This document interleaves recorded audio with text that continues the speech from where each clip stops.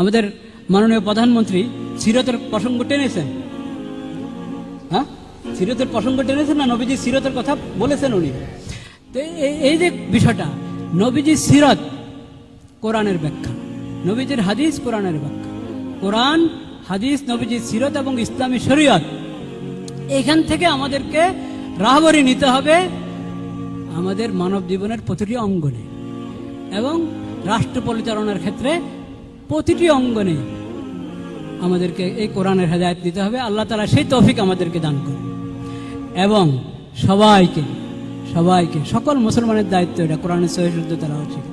এই যে যারা শোনায় গেল কত সুন্দর তেলাওয়াত শোনাচ্ছে, তো এরা তো শিখেছে, এরকম শিখা আমাদের দায়িত্ব। আমাদের মন্ত্রিসভা, সচিবালয়, সব জায়গার সকল সদস্যের এটা দায়িত্ব যে কোরআন মজিদের সহিহ শুদ্ধ তেলাওয়াত তারা শিখবে এবং তাদের সন্তানকে শিখাবে, তাদের অধীনস্থকে শিখাবে।